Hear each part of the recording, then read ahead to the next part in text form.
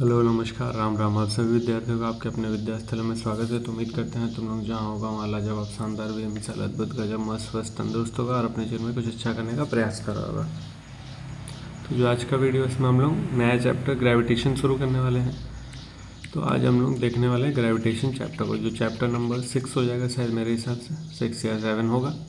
तो सबसे पहले उसके बारे में कुछ इतिहास जान लिया जाए। ग्रेविटेशन चैप्टर बढ़िया चैप्टर है, इंटरेस्टिंग चैप्टर है। ठीक है, अभी तक हम लोग क्या क्या देख चुके हैं? तो अभी तक हम लोग देख चुके हैं मोशन स्ट्रेट लाइन में भी और सर्कुलर पाथ में, मतलब रोटेशनल मोशन भी देख लिए और स्ट्रेट लाइन में प्लेन में भी मोशन देख लिए। तो मोशन का हर एक चीज़ कंप्लीट होता है। अब हम लोग देखेंगे ग्रेविटेशन। ग्रेविटेशन में हम लोग प्लैनेट्स के बारे में पढ़ेंगे। प्लैनेट्स का जो मोशन होता है, कितने दूरी पे है, कितने स्पीड से मूव कर रहा है, अब ये सारा चीज़ अपने को पढ़ना है। ठीक है, तो सबसे पहले देखो वही इतिहास में हम लोग क्या क्या डिस्कस कर ले कि इस चैप्टर में अपने को क्या पढ़ना है। तो लिखा भी हुआ है कि in this chapter we have to study. तो क्या पढ़ना है अपने को? Planetary motion. In this chapter we gonna study about planetary motion and it was believe. किसके बारे में पढ़ना अपने को? प्लानिटरी मोशन के बारे में। प्लानिट का मोशन कैसा होता है उसके बारे में पढ़ना है। तो ये फिजिक्स जनरली क्या है, फिजिकल चीज़ों के बारे में है कि फिजिकल चीज़ कैसे काम करता है, क्या क्या प्रॉपर्टी है उसको, उसी को देखते हैं हम लोग। तो यहाँ पे हम लोग को क्या पढ़ना है? इस चैप्टर प्लानिटरी मोशन के बारे में पढ़ना है। और ये बिलीव किया जाता है कि डेट फर्स्ट अटैम्प्ट, मतलब सबसे पहले इस चीज़ को पढ़ने, मतलब जानने का काम कौन किया था प्लानिटरी मोशन को, was about 2000 years ago by Ptolemy. He silent रहेगा, टॉलमी बोलेंगे हम लोग इसको। तो जो सबसे पहला अटेम्प्ट किया गया था प्लानिटरी मोशन को पढ़ने का, जानने का, वो 2000 साल पहले, आज नहीं 2000 साल पहले किया गया था। वो किसके द्वारा किया गया था? टॉलमी के द्वारा। And it was geocentric model in geocentric model. Geocentric model मतलब क्या सोचा गया, क्या अज्यूम किया गया कि जो स्टार और सन है, planet move around the earth and it move in a circular path. कहने का मतलब जियोसेंट्रिक मतलब अर्थ को सेंटर में रखा गया था, बाकी सन को स्टार्स को अलग रखा गया था। तो ये अपना अर्थ हो गया था सेंटर में, बाकी इसके आसपास क्या मूव करता था? सन और स्टार्स इसके आसपास मूव करते थे। वही कह रहा था, star the sun and the planet, जो भी प्लैनेट था वो move around the earth and it move in a circular path. ठीक है, तो ये माना गया था किसके द्वारा? टॉलमी के द्वारा। कब? 2000 साल पहले। उसके बाद क्या होता है कि यहाँ तक हो गया। उसका सम 400 ईयर लेटर, मतलब इससे 400 साल बाद, और एन इंडियन एस्ट्रोनॉट कौन? आर्यभट्ट। तो इससे 400 साल बाद लगभग एक इंडियन एस्ट्रोनॉट आर्यभट्ट जो थे, वो बोलते हैं कि द सन वाज सेंटर, मतलब इनके द्वारा क्या बोला गया कि सन जो है सेंटर में है और around with the planet revolve in heliocentric model. तो ये किसको प्रपोज करते हैं? Heliocentric model. देखो सबसे पहले टॉलमी आए, टॉलमी क्या बोले? Geocentric model. लेकिन उसके बाद कौन आते हैं? आर्यभट्ट। वो बोलते हैं कि भाई हेलियोसेंट्रिक मॉडल है। ठीक है, हेलियोसेंट्रिक मॉडल का मतलब क्या हो गया कि सन बीच में है, उसके आसपास अर्थ है, प्लैनेट है, अर्थ है और बाकी प्लैनेट घूम रहा है। इनका कहने का मतलब ये था, किसके द्वारा? आर्यभट्ट द्वारा। उसके बाद फिर 1000 साल बाद, उसके 1000 साल बाद, 1000 ईयर लेटर, एक आते हैं निकोलस कॉपरनिकस। ठीक है, समय पीरियड दिया, वो टाइम पीरियड उनका। Propose planet move in a circular path around a fixed central sun. तो वो भी किसको प्रपोज करते हैं? इसी मॉडल को, हेलियोसेंट्रिक मॉडल को ही प्रपोज करते हैं। सबसे पहले आर्यभट्ट बता दिया, उसी चीज़ को साबित, मतलब उसी चीज़ को फिर से दोहराता कौन है? Nicolaus Copernicus. लेकिन होता क्या है कि जब कॉपरनिकस ये बोलते हैं कि सन बीच में होता है, उसके आसपास प्लैनेट मूव करता है, तो his theory was discredited by church. तो इनका ये जो थ्योरी है, इसको चर्च में नहीं मानता। चर्च बोलता नहीं, ये बात गलत बोल रहा है, but it's supporter was Galileo. लेकिन उनके सपोर्ट में कौन था? गैलीलियो।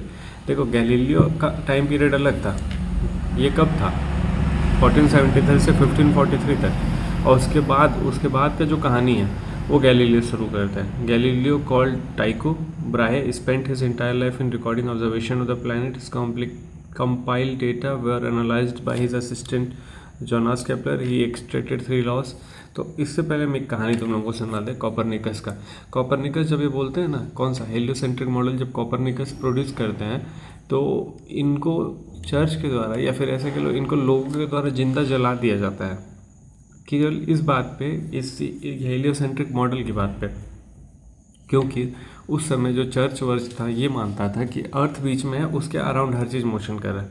लेकिन कॉपरनिकस क्या बोले? तो कॉपरनिकस बोले कि भाई सन बीच में है, बाकी उसके अराउंड हर चीज़ मोशन कर रहा है। और अभी तक किसी के पास कोई प्रूफ नहीं था, मतलब सब एक स्टडी करता था, उससे स्टडी के बेस पे कंक्लूजन निकालता था, लेकिन अभी तक कोई प्रूव नहीं कर पाया था कि ऐसा मॉडल है, हेलियोसेंट्रिक मॉडल है। तो कॉपरनिकस जब हेलियोसेंट्रिक मॉडल के प्रपोज किए तो जो चर्च के लोग थे वो नाराज़ हो गए, कुछ लोग वहाँ पे नाराज़ हो गए। तो नाराज़ होने की वजह से इनको जिंदा जला दिया गया था केवल इस बात की वजह से मात्र। अब जिंदा जला दिया गया केवल इस बात के लिए। अब जिंदा क्यों जलाएगा भाई, उनको बोल दिया था नहीं तुम गलत बोल रहे हो, तुम पागल है ये। तो जिंदा इसलिए जलाएगा क्योंकि इनको ऐसा देखा गया कि ये एक ईविल है। ईविल कहने का मतलब क्या, गॉड एक नेचुरल चीज़ को बनाए उसके खिलाफ ये बोल रहा है, मतलब यहाँ उस समय सीधा धर्म से जोड़ा गया कि भगवान के खिलाफ ये बोल रहा है। तो इस वजह से कभी भी वो आज का समय हो, देख लो चाहे आज से 1000 साल 2000 साल 6000 साल पहले का समय हो, 600 साल पहले का समय हो, देखा यही जाता था कि कोई धर्म के खिलाफ बोल रहा है तो बड़ा हो जाता था। उस समय कोई सुनवाई नहीं, फिर चाहे आज भी कोई सुनवाई नहीं, सीधे एक्शन हो जाता है। तो ये सब थोड़ा सा चीज़ों को ठीक होना ज़रूरी है, लेकिन अभी तक ठीक नहीं हुआ, इतना समय बीत गया है। तो बात यह है कि उस समय इनको जिंदा जला दिया केवल इस बात की वजह से। क्यों? क्योंकि इनको ऐसा माना गया कि भगवान के खिलाफ है बोल रहा है। ठीक, उसके बाद क्या हुआ, इनके सपोर्टर नहीं था, इनका जो स्टडी, जैसे ये कुछ स्टडी किए होंगे, कुछ ना कुछ स्टडी करके कंपाइल करके डेटा रखे होंगे, तो उनके डेटा को आगे कौन कंटिन्यू करता है, गैलीलियो बोलते हैं। टाइको ब्राहे नाम का एक उनका असिस्टेंट था, तो वो टाइको ब्राहे को बोलते भाई टाइको सुनो, जाओ थोड़ा प्लानिटरी मोशन के बारे में पढ़ के आना। तो जितना प्लानिटरी, वो पूरा अपना इंटायर लाइफ, पूरा जीवन अपना खर्चा कर दिया किस चीज़ को, recording observation of the planet. तो प्लानट के मोशन को ऑब्जर्व करने में पूरा अपना जीवन लगा दिया। उसके बाद वो सारा डेटा कंपाइल किए, इस कंपाइल डेटा वर एनालिस्ट। तो जो टाइको ब्राहे है वो सारा डेटा जब कंपाइल किए तो उनके डेटा को कौन स्टडी किया, उनका असिस्टेंट एक था केपलर नाम का। तो केपलर जब उनके सारे डेटा को पढ़ा तो वो 3 नियम दिए। ठीक है, सारा सबसे पहले क्या हुआ कि गैलीलियो का जो असिस्टेंट था टाइको ब्राहे, वो सारा अपना जीवन खर्चा कर दिया प्लानिटरी मोशन को स्टडी करने में, और स्टडी कर करके कुछ ना कुछ डेटा कंपाइल किया। उस डेटा को, उसके बाद वो डेटा को रिजल्ट में नहीं ले आ पाया, तो उस डेटा को रिजल्ट में ले आने वाले या उस डेटा से जो कंक्लूजन निकलेगा वो कौन ले आया, तो वो केपलर ले आया। तो केपलर क्या करते हैं, 3 लॉ देते हैं, जैसे न्यूटन का 3 लॉ है वैसे केपलर देते हैं 3 लॉ, जिसको हम लोग बोलते हैं Kepler's law of planetary motion. ठीक है, वो क्या क्या है देख लिया जाए आगे। तो Kepler's law of planetary motion, तो क्या है Kepler's law of planetary motion. तो सबसे पहला लॉ देखा जाए, देयर आर 3 लॉज, 3 लॉज है यहाँ पे। तो पहला लॉ क्या है, तो पहला लॉ है अपने पास लॉ ऑफ ऑर्बिट। तो पहला लॉ को हम लोग क्या बोलते हैं, लॉ ऑफ ऑर्बिट। हर एक लॉ का एक नाम है, law of orbit, law area, law of swept, time swept, ऐसे करके सारे लॉ का एक नाम है। तो पहला लॉ का जो नाम है लॉ ऑफ ऑर्बिट है। इसमें होता क्या है कि all planet revolve around the sun in closed elliptical orbit. तो ये क्या कह रहा है कि हर एक प्लैनेट जो है सन के अराउंड मूव करता है, वो भी कौन से पाथ में, एलिप्टिकल ऑर्बिट में, with sun at one focus of the elliptical orbit. तो होता क्या, एलिप्स जो है ना इलोंगेटेड सर्कल होता है। जैसे एक होता है सर्कल, जैसे अगर हम बना दें, ये गलत, पेन को लेना पड़ेगा ना, ये हो गया अपने पास, ये जैसे ये है इलिप्स। ठीक है, इलोंगेटेड सर्कल मतलब जब सर्कल को हम खींच देंगे तो वो हो जाएगा इलिप्स। ये सर्कल होता, अगर हम इसको चिपटा कर देंगे तो सर्कल हो जाएगा, लेकिन जब सर्कल को हम खींच दे रहे हैं तो उसके पास वो इलिप्स हो गया। तो अब इसके पास ना 2 सेंटर होगा, जब 2 सेंटर, तो उसको 2 सेंटर को हम लोग फोकस बोलते हैं। वो जो 2 सेंटर होता है उसको फोकस बोलते हैं। तो वही क्या कह रहा है, all planet revolve around the sun in closed elliptical orbit, मतलब इसके आसपास कौन रिवॉल्व करेगा, तो जो प्लैनेट हो इससे इसी के पाथ में रिवॉल्व करेंगे। और जो सन है उसके वन ऑफ द फोकस पे रहेगा। वन ऑफ द फोकस मतलब इसका 2 फोकस होता है, तो एक फोकस ये मान लो, एक फोकस ये मान लो, तो किसी एक फोकस पे सन रहेगा। तो किसी एक फोकस पे सन को बिठा दो, ये हो गया अपना सन। ठीक है, तो पहला लॉ क्या कहता है, लॉ ऑफ ऑर्बिट वाला, कि सारा प्लैनेट जो है किस में घूमता है, एक क्लोज्ड इलिप्टिकल ऑर्बिट में घूमता है, और जो सन है उसके वन ऑफ द फोकस पे रहेगा। अब देखो मैथमेटिकली उस चीज़ को देखा जाए तो इक्वेशन ऑफ इलिप्स क्या होता है, तो इक्वेशन ऑफ इलिप्स होता है x² + a² + b² = 1। ये इक्वेशन ऑफ इलिप्स है। ए क्या है, तो ये जो दूरी है उसको ए बोलते हैं, मतलब इस डायमीटर को ए बोलेंगे, इस डायमीटर को हम लोग बी बोलेंगे, क्योंकि भाई सर्कल में दोनों इक्वल होता है क्योंकि डायमीटर होता है, लेकिन ये सर्कल नहीं है, इलिप्स है, इलोंगेट कर दिया। तो ये अपने पास पूरा ए होगा, मतलब पूरे को तो वैसे 2a बोलेंगे हम लोग, और ये पूरे को 2 भी बोलेंगे। तो ये जो आधा हिस्सा है वो बी है, ये जो आधा हिस्सा वो ए है। ठीक है, इसको हम लोग मेजर एक्सिस बोलेंगे, जो ए बड़ा है वो मेजर, जो छोटा है वो माइनर एक्सिस हो जाएगा। ठीक है, अब यहाँ पे हम लोग जानेंगे तो मतलब यहाँ पे एक रिलेशन अपने पास और मिलता है, b² = a² 1 - e²। वो क्या होता है, तो e को हम लोग बोलते हैं eccentricity.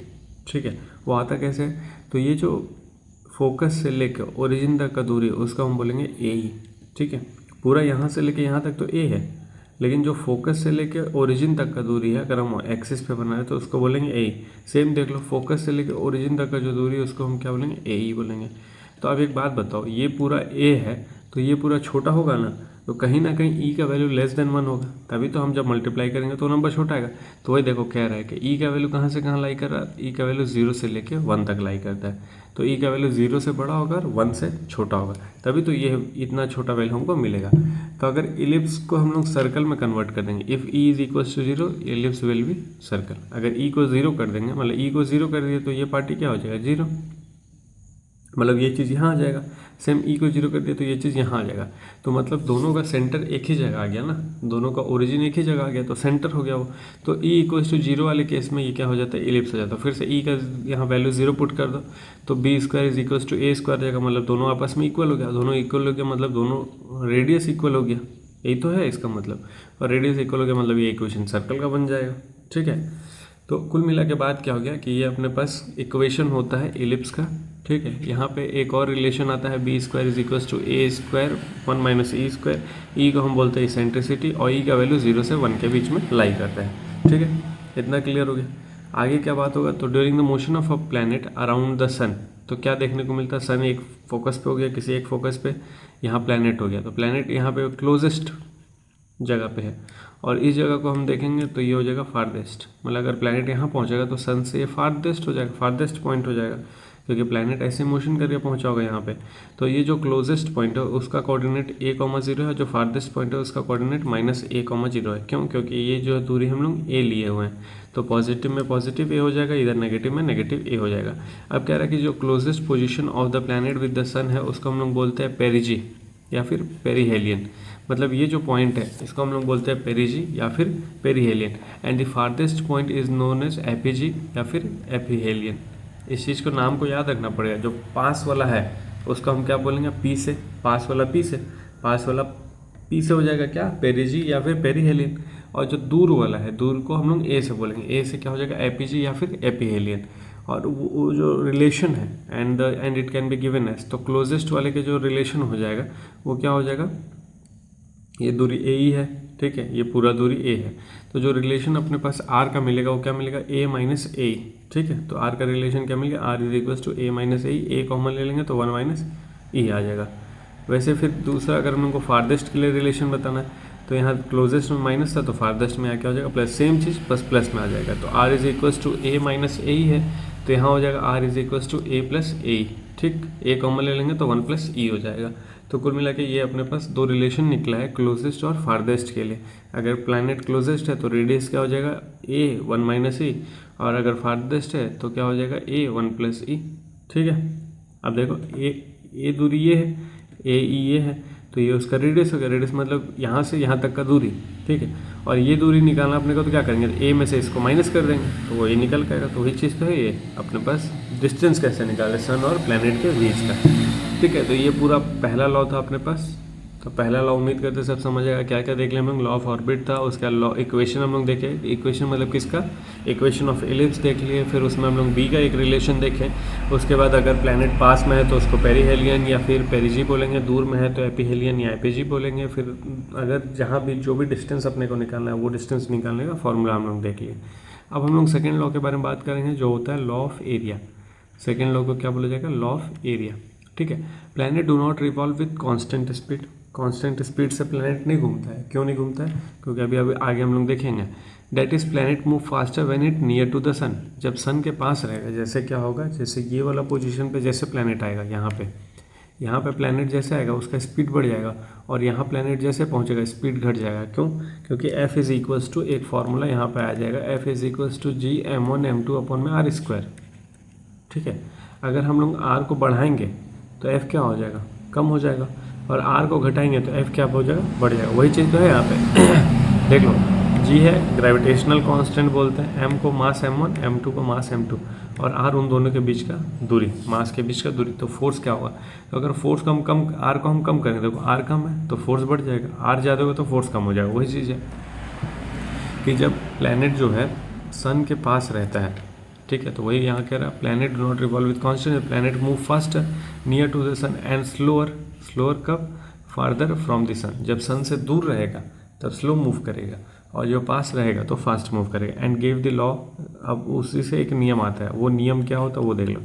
The areal velocity of a planet is constant, जो एरियल वेलोसिटी है प्लैनेट का वो कांस्टेंट है, that is planet sweeps equal area in equal interval of time. Constant speed से मूव नहीं कर रहा, लेकिन जो एरियल वेलोसिटी वो कांस्टेंट है, ठीक है। आगे फिगर बना होगा कि planet sweeps out equal area in equal interval of time. देखो जैसे क्या होगा कि मान लो हम ये मान ले रहे हैं कि किसी टाइम t1 में प्लैनेट का कुछ वेलोसिटी v1 होगा, ठीक है, वो यहाँ से शुरू करके यहाँ पहुँच रहा, ठीक है। हम किसी टाइम t1 की बात करें, ठीक है, किसी टाइम में वो यहाँ से लेके यहाँ तक पहुँचा है, किस स्पीड से चला है, v1 वेलोसिटी से चला है। सेम अगर यहाँ से हम किसी टाइम t2 में बात कर लेंगे, वो यहाँ से यहाँ पहुँचेगा किसी स्पीड से v2, क्योंकि अपने को मालूम है वेलोसिटी तो दोनों का अलग अलग होगा। लेकिन जब हम देखने जाएंगे कि मान लो किसी टाइम इंटरवल के लिए हम निकाल रहे हैं ये चीज़, तो अगर हम देखेंगे यहाँ पे, तो यहाँ पे दिखने में तो एरिया ऐसे दिखाई देगा बड़ा कि भाई ये तो बड़ा एरिया है, और यहाँ पे देखने जाएंगे तो ये हो जाएगा छोटा एरिया दिखाई देगा। लेकिन जब दोनों का एरिया हम निकालेंगे तो दोनों का एरिया आपस में क्या आएगा, इक्वल आएगा। मतलब ये जो एरिया स्वीप किया है वो कौन, प्लैनेट, एरिया जो प्लैनेट स्वीप किया है, यही प्लैनेट यहाँ से आया है किसी टाइम इंटरवल में v2 वेलोसिटी से, सेम प्लैनेट यहाँ से आया है v1 वेलोसिटी से किसी टाइम में। तो ये दोनों का जब हम एरिया निकालने जाएंगे तो वो एरिया इक्वल आएगा, ठीक है। यही होता है लॉ ऑफ एरिया, या फिर इसको बोलने जाएंगे तो क्या बोलेंगे, planet sweeps equal area in equal interval of time. अब देखो यहाँ पे क्या है, एरियल वेलोसिटी क्या बात हुआ, एरियल वेलोसिटी कांस्टेंट रहेगा, वेलोसिटी कांस्टेंट नहीं रहेगा, एरियल वेलोसिटी कांस्टेंट रहेगा। एरियल वेलोसिटी मतलब एरिया वाला जो वेलोसिटी है, तो उसको क्या लिखेंगे, dA/dt is equals to constant आ जाएगा। अब यहाँ पे एरिया अपॉन t1, मतलब कोई भी हम एरिया लें a1 जिसको t1 टाइम में से क्या, फिर a2 एरिया t2 टाइम में a3, कोई भी हम ऐसे ले लेंगे, वो भी किसके बराबर रहेगा, कांस्टेंट के बराबर है, क्योंकि यही है एरियल वेलोसिटी। वेलोसिटी क्या होता है, डिस्टेंस अपॉन टाइम, तो हम एरियल वेलोसिटी तो एरिया अपॉन टाइम। अब यहाँ पे हमको क्या पता है कि v1 ग्रेटर देन v2 है, इस केस में भी क्योंकि पास में है तो पास में वेलोसिटी ज़्यादा होगा, दूर में वेलोसिटी कम होगा। तो angular moment about the sun when the planet revolve is constant, because वहाँ पे कोई टॉर्क नहीं लग रहा। तो जो एंगुलर मोमेंटम है वो क्या रहेगा, कांस्टेंट। कांस्टेंट का वजह क्या हो जाएगा, टॉर्क, क्योंकि वहाँ पे कोई टॉर्क नहीं लग रहा। तो इस पॉइंट पे जो L1 है, मोमेंटम 1 है, वो बराबर रहेगा उस पॉइंट पे L2 के। तो मोमेंटम का फॉर्मूला R इंटू P1, मतलब R क्या है, दूरी, और ये हो जाएगा R2 इंटू P2, फिर R1 मास इंटू वेलोसिटी, ठीक है, मास तो वही रहना है, R2 mass into velocity, M से M कैंसिल हो जाएगा, तो क्या बचेगा, V1 R1 V2 R2, ठीक है। अब इसके बाद हम क्या कर लें, तो यहाँ पे R वाला फॉर्मूला जो हम लोग अभी फर्स्ट लॉ में देखे थे, तो पहले V1 लिख देते हैं, इसको इरेज कर दें। V1 हो गया, R का फॉर्मूला क्या आ जाएगा, तो एपीहेलियन पेरीहेलियन उस हिसाब से डिपेंड करेगा। तो V1 अगर हम निकाल रहे हैं तो इसके लिए बात करें तो इसके लिए क्या है, ये पेरीहेलियन है, तो यहाँ पे हम लोग क्या लिखेंगे, 1a कॉमन 1 माइनस ए, ठीक है। फिर V2 के लिए बात करने जाएंगे तो क्या लिखेंगे, a 1 प्लस e, ठीक।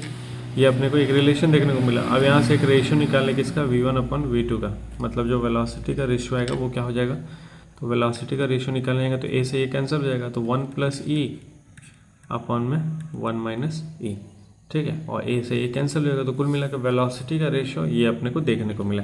और नियम क्या कहता है, नियम ये कहता है कि swap out equal area in equal interval of time. तो जब कभी भी प्लैनेट पास में रहेगा सन के तो उसका स्पीड ज़्यादा होगा, प्लैनेट दूर रहेगा सन के तो उसका स्पीड कम होगा। लेकिन किसी पर्टिकुलर टाइम इंटरवल में हम लोग देखेंगे कि कितना एरिया वो कवर कर रहा है, तो दोनों साइडों वो इक्वल एरिया कवर करेगा, इसलिए उसको हम बोलते हैं एरियल स्पीड जो होता है प्लैनेट का वो कॉन्स्टेंट रहता है। अब अपने पास तीसरा और आखिरी नियम है जिसको लॉ ऑफ पीरियड्स बोलते हैं। तो लॉ ऑफ पीरियड्स कहने का क्या मतलब हो जाएगा, तो देख लिया जाए, the square of the period of any planet about the sun is proportional to the cube of semi major axis of the elliptical orbit. समझ नहीं आया होगा, ये कोई दिक्कत नहीं है। तो ये क्या ये रहा है कि जो भी टाइम पीरियड लगता है किसी एक प्लैनेट को एक चक्कर लगाने में, वही तो square of the period of any planet around the sun, ठीक है।